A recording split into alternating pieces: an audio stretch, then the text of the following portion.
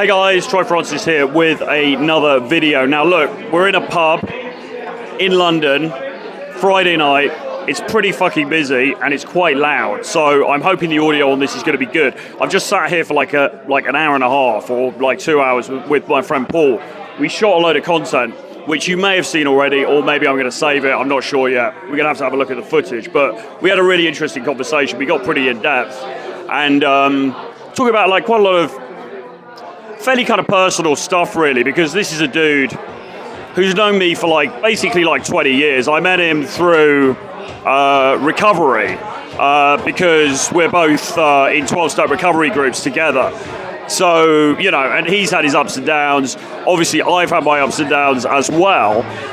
But look, what I want to talk about now is partly addiction and also narcissism, okay? And they are linked, and I think both of them are very important to talk about, okay? Narcissism in particular, because as you know, or as you probably know if you watch my stuff regularly, narcissism is actually a very attractive trait as far as women are concerned, okay? So if you're a bit of a narcissistic jerk, then the reality is, and you know, I'm not saying this is a good thing, I'm not saying it's a bad thing, but it is a thing, you're more likely to get attraction from women, right? They tend to go for guys who are confident, if not a little bit cocky. Now, what they will say is, well, I want a guy who's confident, but not a guy who's arrogant. Well, that's what they say. But the reality is, I mean, like, I'm in a busy pub now. There's a load of dudes here. There's a bunch of girls here. And the reality is, to be honest, last orders, to be honest, who's going to be getting the attention? Well, really, it's going to be the dudes who are kind of cocky and a little bit arrogant, okay? So, again, it's one of those things. You've got to look at what women do rather than what they say, all right? It's important. Anyway, without further ado, let's get into the actual topic, which is, as I say, a crossover between addiction and narcissism. This is on my mind at the moment because I was talking to my sister earlier, actually, about a lot of family stuff. Okay, now, I'm not going to say that alcoholism runs in my family because it's not my place to say that my father's an alcoholic or my mother's an alcoholic or anybody's an alcoholic. That's for them to say themselves. However, what I would say is that I do come from a family of people who drink heavily, okay? And they've used alcohol throughout their lives, as well as things like nicotine as well. Not so much drugs, because that was less of a thing, I think, back in the day. But they've certainly used alcohol. I know that, you know, close members of my family use alcohol a lot for various reasons, because it feels good, because most people drink, but they drink in a way that is probably a little bit more extreme than most people. I went to university and I basically fell into what you might describe as full-blown alcoholism, okay? So I was 18, left home. I'd come from quite a traumatic sort of family background, not in a terrible abusive way, but certainly mentally quite a traumatic family situation, okay? I came out of that, I went to university, I went to Manchester. We were living in the south, we were living near London. I chose to go to Manchester because basically I wanted to get as far away from the family home as I possibly could. The other thing, which I kind of wasn't so much part of the planning, but I kind of realised and discovered as I got there, was that Manchester was also a massive party scene at that time, okay? Like, off the hook in terms of the partying. And basically, I went fully into full-blown alcoholism and drug addiction very quickly. I'm talking about within, the first week, I was absolutely hammered. And I was hammered the whole time, really, for the next decade. So when you look at it, when you take a step back and you look at it logically, it seems like there's a very obvious correlation between my childhood and what happened to me when I was a kid, which, as I say, was somewhat traumatic, and then going into adulthood when, almost immediately I just start using substances in order to feel better. And that's been a pattern throughout my life. Okay, so throughout my life, I've used different substances in order to change the way that I feel, okay? Now, I've done it less over the last 20 years because during that time I've been in recovery, okay? I've been in 12-step recovery, and basically the fundamental premise of 12-step recovery is that you don't do any of that shit. You basically put everything down, okay? So you go into a 12-step fellowship group for alcohol, but you're also not meant to do drugs either, because you're not really meant to do any mind-altering substance. And the reason for that is because when the coke comes out or when the ecstasy comes out, it's much more likely that you're going to pick up a drink and you're going to start drinking alcohol. And that, for me, at least personally, is very dangerous. Drugs, maybe I could get away with, maybe not, who knows. But alcohol, for me, is a no-no, so I have to be extremely careful, okay?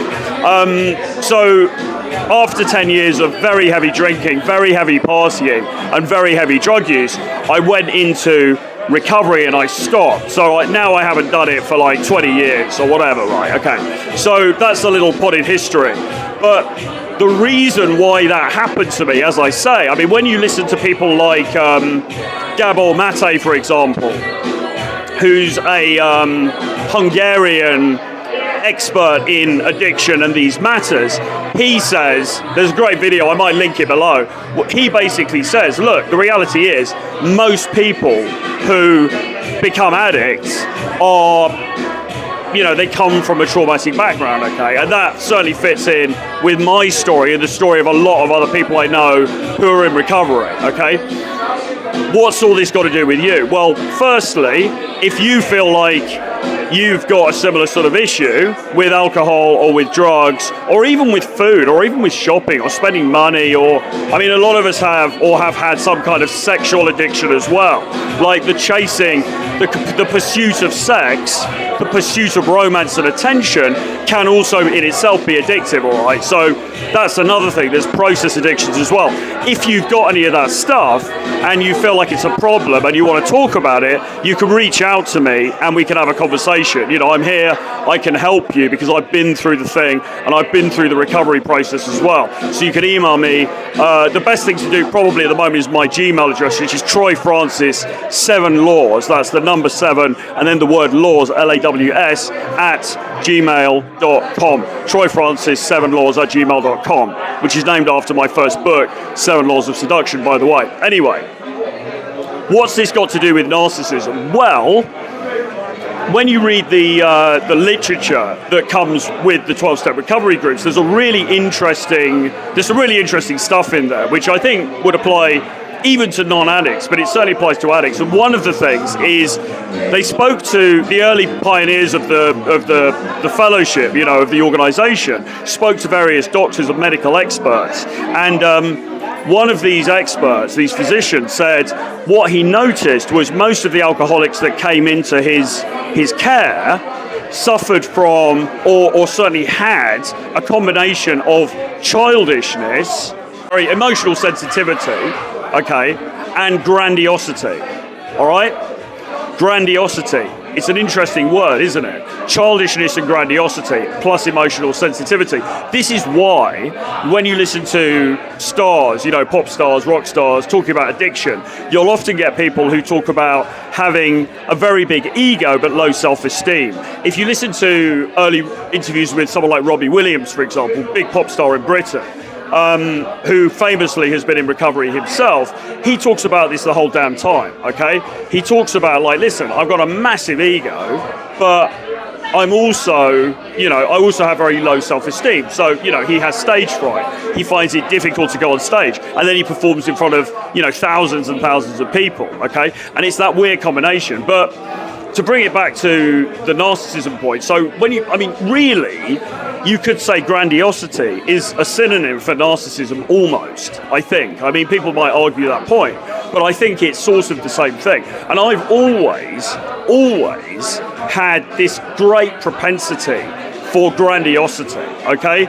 So even when I was living in student accommodation in Manchester, in a shithole, you know, surrounded by wine bottles, empty wine bottles and beer bottles and vodka bottles, stubbed out cigarettes and used ashtrays and newspapers and all this shit, and naughty magazines probably as well.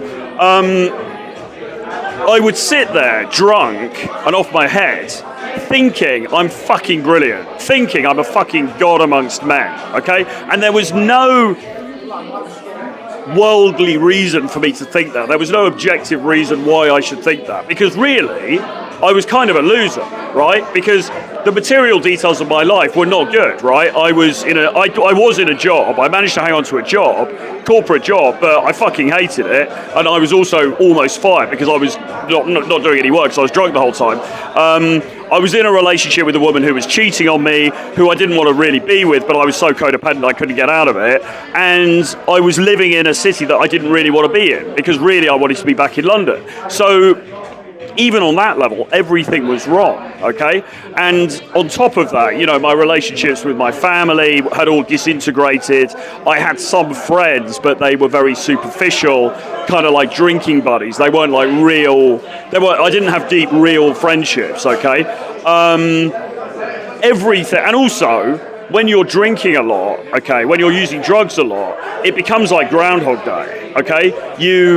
I was circling the drain, basically, right? I was sort of sitting around thinking that I was fucking awesome, thinking I was God's gift and some kind of genius. Because, to be fair, I'd done very well at school. I had a great talent for writing, which I've since used in my job as doing this dating coaching stuff. And I have a certain aesthetic sensibility, which I think other people don't have, which is a quality that I quite like about myself. But the reality is I wasn't doing anything. I wasn't like Peacocking, sitting there writing poems or sitting there writing a novel or something. I was just sitting on the floor, listening to music written by other people, thinking I'm God's gift, all right? I'm fucking brilliant. It's just that the rest of the world can't see it, and they're fucking idiots because they can't see it. So there was this huge narcissism. There was this huge grandiosity. Now, I think I always actually had that. I think even as a kid, like when I talk about my childhood, I'll often say, well, I was very shy as a kid, I was very reserved, I was introverted, and all of those things are true. But equally, I also always sort of thought I was better than everyone else as well. It was this weird, like I say, duality. Like on the one hand, I thought I was worse than everybody else because I didn't feel I was able to, date the girls I wanted to date. I wasn't able to, socialize with the cool kids or whatever. But equally, at the same time, I would also think, but I'm better than all of them anyway, because I'm this undiscovered fucking genius, okay? And I recognize this with other members of my family, okay? I recognize this, again, I don't want to get too personal here, but I recognize this in, my parents and in even grandparents on certain sides of the family, where there's this kind of often unmerited, not entirely unmerited, but somewhat unmerited grandiosity, okay? And really, what that comes down to, as I say, is narcissism, okay? It's incredibly narcissistic. Now, that for me has been both a good thing and a bad thing, all right? It's been a bad thing because unless you can actually back it up in some sort of tangible, material way, it's sort of useless. Like, there's no point in sitting around in a bedsit in Manchester with a fucking blanket nailed to the wall instead of a curtain, thinking that you're great, when you're not doing anything materially or in the external world to back that up at all. It's all in your head, okay?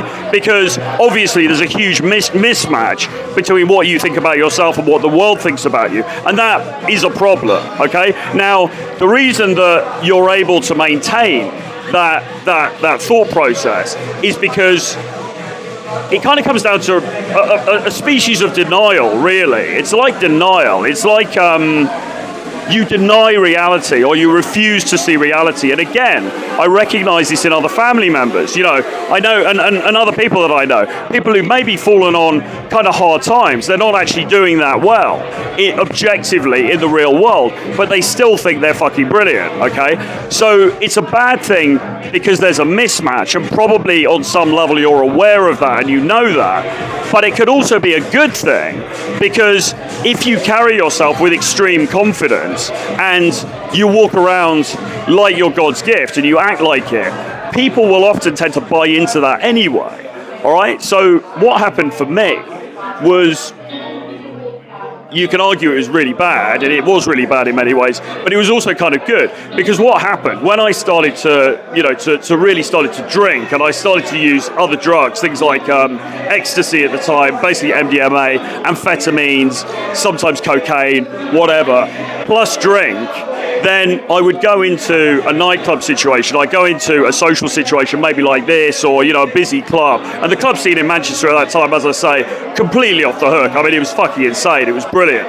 There was loads of pop stars there. There was like people like Take That were there, Robbie Williams was there. You'd see these people partying in the same clubs as you. I would walk into those venues, and because of the alcohol, and because of the drugs that I was using, I was like, I'm the fucking king, right? And it started to express itself in other ways. The other thing I should also probably mention is I also started to take some prescription drugs as well, okay? And prescription drugs are a sort of somewhat separate category, but they're also extremely problematic, all right? So you've got antidepressants, you've got things like codeine, for example, the opiates, right, that bring you down.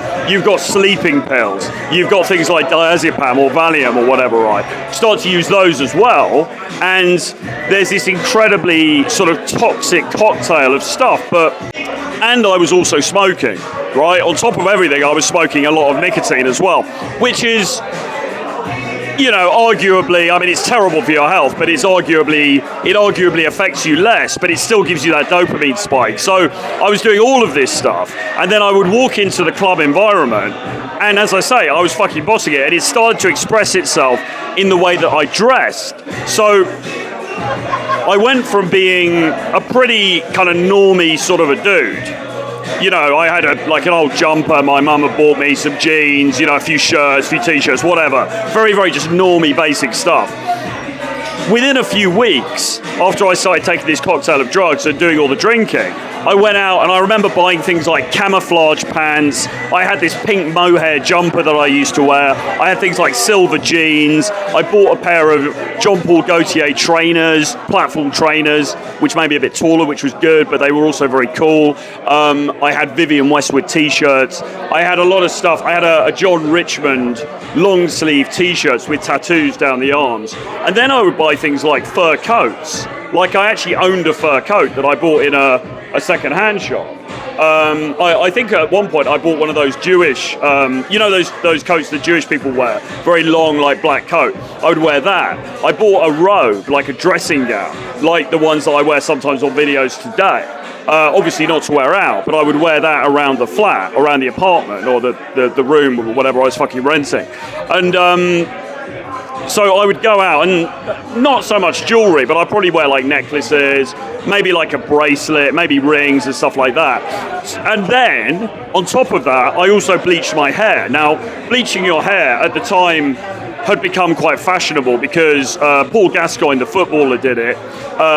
It was probably slightly later, but Eminem also had bleached hair at that time, and other people. And I was also, as well, slightly going for a bit of a punk aesthetic because I was quite into the Sex Pistols. I was more into dance music, but there was something about the Sex Pistols, who were the 70s punk, that British punk band, that I liked because of their like fuck you attitude. I became very punky in my aesthetic and in my attitude. I went from being this shy, retiring kind of dude to being very like, well, fuck you, I'm fucking awesome. So what happened was basically I started to externalize those feelings of grandiosity and narcissism that I previously had, but I kept them hidden because I've been shy and introverted. I started to display them instead. And this was fueled by my drinking and my drug use, which was, of course, as I found out later, actually addictive. I thought at the time, I'm just partying, I'm just having fun, I'm just sort of doing what everyone else is doing. Actually, I was an addict, and I just didn't know it at that point. I found out later. I thought that I was sort of not really controlling it, but I thought, well, I'm having fun, I'm doing what I want to do, I'm partying, I'm living the life.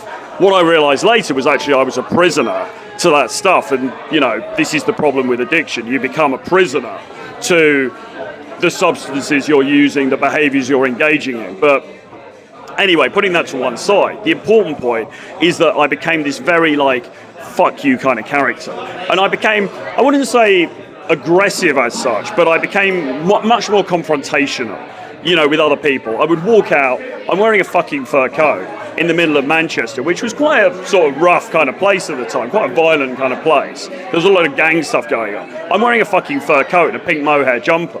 I looked pretty gay, to be frank, which, you know, I had no problem with. I mean, the gay scene was very fashionable at that time. We would go to gay clubs and meet women there, right?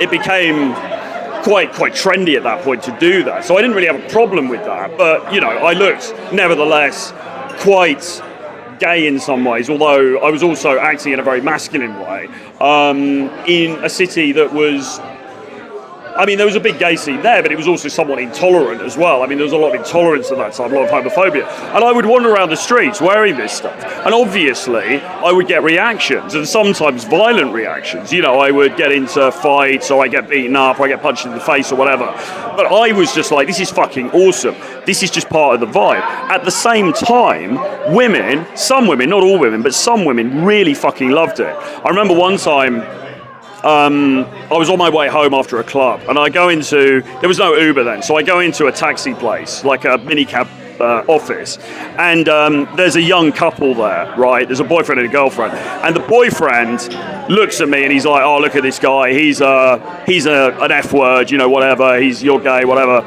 And the girlfriend defended me. She said, no, he's a clubber, he's cool, he's into clubbing, you know, and she, I'm not saying she was attracted to me, but she certainly understood the aesthetic that I was going for, and she liked it, she approved of it. Other girls were attracted to me, they really fucking loved it, because I was basically what came to be called peacocking, right? I was stepping outside the box. I was doing stuff a lot of other guys wouldn't have the balls to do. And they probably just liked the aesthetic as well anyway, and maybe how I looked or whatever. So I started to meet girls through this, and I was also working in bars as well, which obviously helps because it gives you a little bit of social value and stuff. But the point underlying all of this that I'm making really is that it was all really fueled by my sense of grandiosity, which was fueled by my addiction. Okay, so what happened was that because of my narcissism or grandiosity or whatever you want to call it, I started to get laid. And once that happened, I remember saying to myself, you know, I had one girlfriend that lasted a few months, then we broke up. I was upset. She cheated on me, I think, whatever, you know, whatever. I didn't know what I was doing. Then I met another girl who was pretty cute. We got it on for a while. And then that came to an end. And then I thought, right, I can do this now. Okay? I can do this because I've done it twice. I've been with two attractive women. And I'm never going to allow myself to go back to my insuldom. I mean, that wasn't a word then, but you know what I mean? Like, I'm never going to allow myself to go back to, you know, being a...